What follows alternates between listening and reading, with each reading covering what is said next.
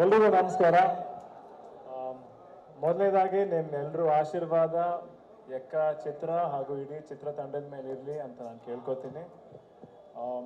ಮೂರು ದೊಡ್ಡ production house ಒಟ್ಟಿಗೆ ಸೇರ್ತಿರೋದು ಕನ್ನಡ ಇಂಡಸ್ಟ್ರಿಗೆ ಹೊಸ್ತು ಅಂತಲ್ಲ, ಬಟ್ ಇತ್ತೀಚಿನ ದಿನಗಳಲ್ಲಿ ಹೊಸದು ಅಂತ ನಾನು ಹೇಳಕ್ ಇಷ್ಟಪಡ್ತೀನಿ.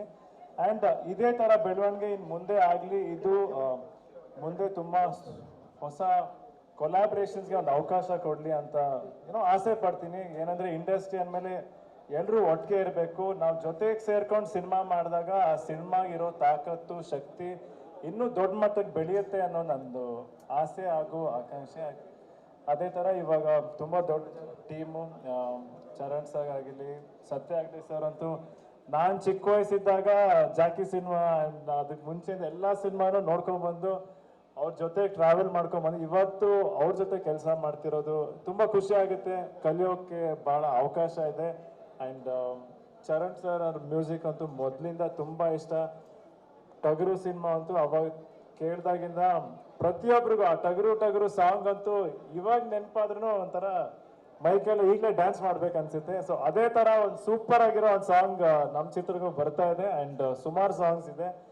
ಅವ್ರ ಜೊತೆನೂ ಕೆಲಸ ಮಾಡೋಕ್ಕೆ ತುಂಬ ಖುಷಿ. ಆ್ಯಂಡ್ ಮಾಸ್ತಿ ಸರ್ ಅಂತೂ ಎಲ್ರಿಗೂ ಗೊತ್ತು ಅವ್ರ ಬರವಣಿಗೆಯಲ್ಲಿ ಎಷ್ಟು ತೂಕ ಇದೆ, ಎಷ್ಟು ಪವರ್ ಇದೆ ಅಂತ. ಅವ್ರು ಬರೆಯೋ ಲೈನ್ಸಲ್ಲಿ ನಾನು ಕರೆಕ್ಟಾಗಿ ಶಕ್ತಿ ಕೊಡ್ತೀನಿ ಅಂತ ಅನ್ಕೊಂಡಿದ್ದೀನಿ ಸರ್, ನೋಡೋಣ. ಆ್ಯಂಡ್ ಅಫ್ಕೋರ್ಸ್ ಅಶ್ವಿನಿ ಆಂಟಿ ನನಗೆ ತುಂಬ ದೊಡ್ಡ ಸಪೋರ್ಟು ಪ್ರತಿಯೊಂದು ವಿಷಯದಲ್ಲಿ.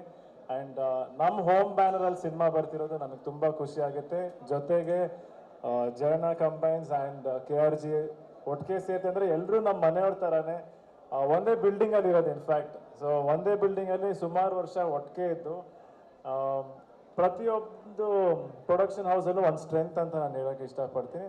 ಆ ಸ್ಟ್ರೆಂತ್ ಎಲ್ಲ ಇವತ್ತು ಒಟ್ಟಿಗೆ ಸೇರಿಸಿ ಒಂದು ಒಳ್ಳೆ ಸಿನಿಮಾ ಬರ್ತಿದೆ ಅನ್ನೋದು ನಮ್ಗೆಲ್ಲರೂ ನಂಬಿಕೆ. ನೀವೆಲ್ಲರೂ ಇಷ್ಟಪಡ್ತೀರಾ ಎಕ್ಕ ಸಿನಿಮಾನ ಅನ್ನೋದು ನಾನು ನಂಬಿದ್ದೀನಿ. ನಿಮ್ಮೆಲ್ಲರೂ ಆಶೀರ್ವಾದ ಯಾವಾಗಲೂ ಇರಲಿ ಅಂತ ನಾನು ಕೇಳ್ಕೊತೀನಿ. ಆ್ಯಂಡ್ ನಮ್ಮ ರೋಹಿತ್ ಸರ್ ಬಗ್ಗೆ ಹೇಳಬೇಕು ಅಂದರೆ ಅಫ್ಕೋರ್ಸ್ ಫಸ್ಟ್ ರತ್ನನ್ ಪ್ರಪಂಚ ನನಗೆ ತುಂಬ ಇಷ್ಟ ಆಗಿದ್ದ ಸಿನಿಮಾ.